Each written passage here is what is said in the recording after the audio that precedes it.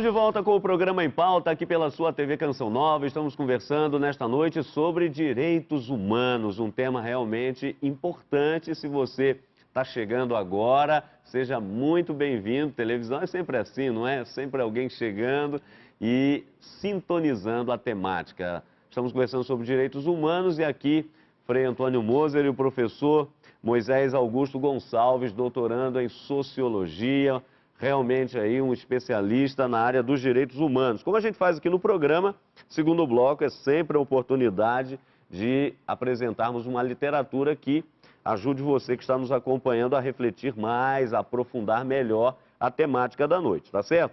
Tá aqui o primeiro, isso aqui é fundamental, o livro é fininho, é pequenininho, mas ele traz aqui a síntese dos direitos humanos, tá aí, ó, Reclamação Universal dos Direitos Humanos. O povo não aguenta mais ficar nessa situação, então estão aí reclamando. Esse livro traz não só o que diz os direitos humanos, mas, por outro lado, também colocam questões muito importantes no tocante à vida do nosso povo.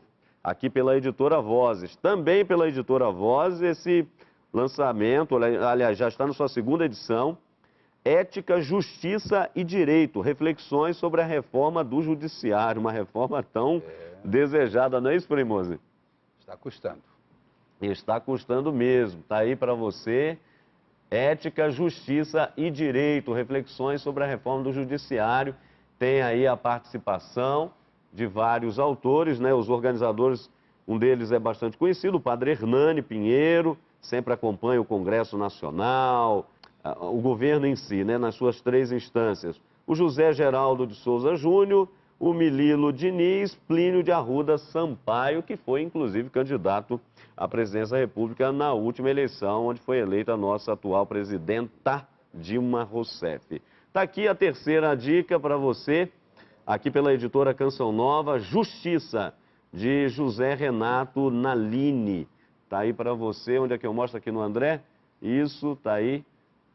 Justiça, são temas relacionados aqui aos direitos, né, direitos humanos, e que vale a pena você ter em mãos para aprofundar a temática, tá certo? Daqui a pouquinho eu vou dar uma olhadinha também aqui no pessoal que está participando com a gente pelo Twitter. Você sempre pode mandar para a gente o seu Twitter, perguntando, comentando, sugerindo algum tema que você queira ver, tanto o Twitter quanto o nosso e-mail. Twitter é _Hamilton, ou o nosso endereço eletrônico, o nosso e-mail, né? empauta@cançãonova.com. empauta@cançãonova.com, tá certo? Depois eu dou outros endereços também, o nosso blog, o site do Frei Antônio Moser. Porém, agora nós vamos continuar aqui a nossa reflexão.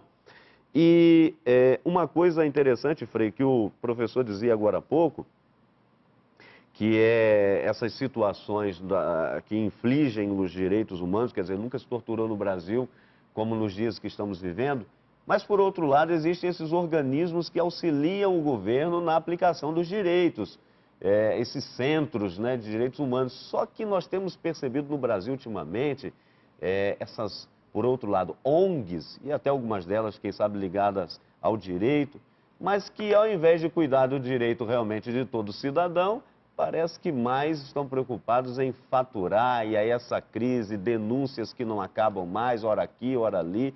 O seu parecer um pouco sobre isso, Frei, por favor. Olha, eu pediria licença para voltar às colocações do Moisés. Esse é um novo Moisés, porque ele trouxe uma luz nessa questão da comissão da verdade. Eu acho importantíssimo. Gente, não vamos ficar só com o passado. Nós temos que passar a limpo também o presente. Não adianta tomar banho de uma sujeira do passado, você tem que tomar banho no dia de hoje, ou seja, trazer para o presente. Então, eu acho que até os militares iriam aplaudir essa colocação, não tenho dúvida nenhuma. E depois, só não gostei da sua colocação. Não, aqueles que estavam do lado do governo, continuam estando do lado do governo. E aí, como é que fica? Eles estavam lá também? Ou seja, tem muita gente implicada que hoje se apresenta assim, com asinhas de anjo, mas na realidade, vamos a fundo. Eu acho que aí a gente chega. Mas gostei da sua colocação, brilhante realmente, e sobretudo importante para iluminar, para desdramatizar, para dar o sentido dessa busca. Nós queremos melhorar a nossa condição presente, evitando erros do passado. No tocante aos centros de direitos humanos, você tocou nas ONGs, sim. Aí você tem centros e tem centros. Você tem centros, não é, de despacho, centros assim, tá, ideológicos, carregados, na realidade com espírito de vingança e assim para se promover. Por outro lado, você tem organizações e centros que são sérios, que realmente querem ajudar, estão aí a serviço da sociedade, não só defendendo os criminosos, deve defender também, porque o criminoso também é gente, né? Paciência. Mas eu digo também sabendo, digamos, fazer assim justiça. Não, há certos comportamentos que são inadmissíveis, não é, na nossa sociedade e que devem ser punidos. Por exemplo, violação de direitos humanos. Quem se apropria, não é, dos direitos dos financeiros, vamos dizer, do dinheiro que deveria servir ao povo realmente, não é? É evidentemente uma violação dos direitos humanos. Está roubando, mas não roubando trocadinho. Trocadinho todo mundo rouba, né? Então, eu gostei muito da colocação. Agora, no tocante a esses centros, eu acho que é uma ocasião para os centros também fazer um exame de consciência, não é? Nós estamos realmente a serviço do quê? Evitar ao máximo a ideologia, no sentido assim, esse aqui é o inimigo, esse aqui tem que ser eliminado. E, pelo contrário, criar condições de paz, de diálogo, com tranquilidade. Então, isso seriam os verdadeiros centros de defesa dos direitos humanos. No tocante às ONGs, muito interessante, há uns 4 anos atrás, eu mesmo promovi um debate com juristas de renome lá do Rio de Janeiro, foi promovido em Petrópolis, um debate sobre as ONGs. E já na época, eu, sei lá, uma inspiração que me veio, eu dizia, olha, vamos distinguir. Tem ONG, tem ONG. Tem ONG com O grande, não é? E tem outras ONGs com O pequeno. E parece-me que tem mais com O pequeno do que grande. Ou seja, interessados, não é? Sob a cobertura da ONG, interessados, na realidade, em se apropriar dos nossos bens, da nossa cultura, enfim. Não é? É preciso distinguir. Felizmente, isso está vindo à tona.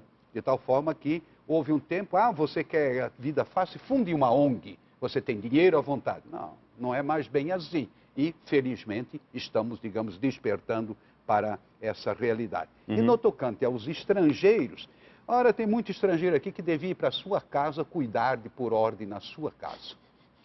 Certo, Bruno.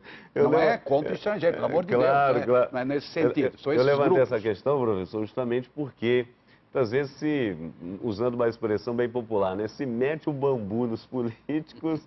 E a população, quando tem justamente a oportunidade de forma organizada, não é? Não governamental, quer dizer, não estou metido com político, com governo, não sei o quê, tem a oportunidade de fazer alguma coisa e quando, na realidade, a gente se depara com essas situações, né? Pois eu acho importante isso. A gente pensar que papel que cabe à sociedade brasileira, não é? E não apenas esperar do Estado. Claro que a sociedade tem que ter expectativas em relação ao Estado, do ponto de vista de garantia dos direitos, o Estado tem esse papel, mas a sociedade tem que cumprir a sua função democrática de se organizar e exercer esse papel de cobrança, não é? Eu gostaria só de acrescentar um aspecto. A ACAT, a francesa, a Associação dos Cristãos contra a Tortura, nós temos uma sede também no Brasil, em São Paulo. Ela lançou recentemente um documento pesado. O título é Um Mundo de Torturadores. E ela, documentado, ela apresenta que dos 194 países que compõem a ONU, 100 praticam ou toleram a tortura. Então isso não é uma particularidade do Brasil e nem é uma particularidade dos terríveis crimes cometidos no Afeganistão ou no Iraque, por exemplo, ou na Síria. Não é? Há um problema de que práticas que usam a força bruta e não a inteligência continuam sendo utilizadas contra a humanidade. Porque, veja só, rapidamente, até o Ancien Regime, vamos pegar até o século XVIII, você tinha o crime de lesa majestade, não é? A partir da Declaração Universal de Direitos Humanos, as violações dos direitos humanos são crimes lesa humanidade. Então, uma pessoa que tem seu direito violado, nela está toda a humanidade violada. Porque nós somos portadores de uma mesma dignidade, Claro. não é? Então, pensar nos direitos humanos não é pensar só no outro. É pensar nesse humano e seus direitos, que também está em mim, e no outro que eu vejo. Se não vejo como irmão, eu vejo como um ser no mesmo patamar de igualdade, não é? Vai depender daí da concepção, da fé e tal. Mas seja como for, o outro é tão gente quanto eu, o outro é tão humano quanto eu, e até para punir e ter a sanção na hora do delito, a legalidade tem que prescrever formas de que não utilize o elemento da agressão e da violência, mas o elemento da inteligência, não é? Eu tenho vários alunos meus que estudam direito, não é? Inclusive do aparelho policial, que tem falado. Nós temos certeza de que o uso da inteligência é mais eficaz para combater o crime do que qualquer força bruta. Só uma coisinha muito rápida, eu gostei que o senhor trouxe a França, a Berlim, e só faltou dizer a Itália também, porque eles pegam os ciganos, não é? Põem num navio, num trem e mandam lá para a antiga Jugoslávia. Muito bem, não só ciganos, muçulmanos, não, está proibido usar o véu, aquela coisa toda. O que é isso, gente? Onde é que nós estamos? E são como que os patronos dos direitos humanos. Olha, gostei demais. Eu acho que, de fato, cada país deve fazer um exame de consciência. É um momento histórico para todos da busca da verdade. Então nós teremos um mundo com probabilidade de paz, de justiça, sem dúvida nenhuma. E não uns se julgarem melhores do que os outros. Lave a sua roupa suja na sua casa e depois venha nos ajudar. Tá certo. Olha, daqui a pouquinho, inclusive, vamos verificar no terceiro bloco, né, as perspectivas, os passos que devem ser dados para que, de fato, os direitos eles sejam humanos, sejam respeitados. Agora vamos às ruas e perguntamos às pessoas que nos acompanham, né, as pessoas que estão aí no nosso Brasil, os direitos humanos, a seu ver, são respeitados? Vamos ver o que as pessoas responderam. Não, não está sendo respeitado. Acredito que não. É muita coisa que acontece e acho que ninguém respeita. Não. Por muitas famílias que andam por aí sem a ajuda do governo mesmo. Não. Porque você vê hoje tanta coisa aí acontecendo e as pessoas desrespeitando tudo. Você vê esse episódio do carnaval lá em São Paulo, ninguém respeita nada. Não, porque ninguém respeita ninguém mais. Em algumas situações a gente percebe os direitos humanos sendo violentamente desrespeitados.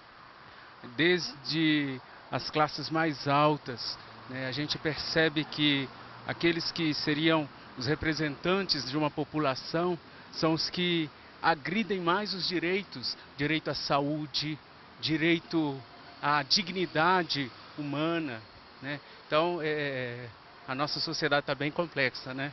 E a gente precisa fazer alguma coisa para mudar. Tá certo, a gente precisa realmente fazer alguma coisa para mudar. E o programa Em Pauta, ele tem esse caráter, provocação, ou seja, provocar boa reflexão, que, como dizia o professor anteriormente, não é pela força, não é pela barbárie, não é pela violação, mas é pela inteligência, pela boa vontade, que de fato se constrói um mundo melhor, não é isso? Nós vamos para mais um intervalo, não saia daí e voltamos já já com o nosso programa Em Pauta.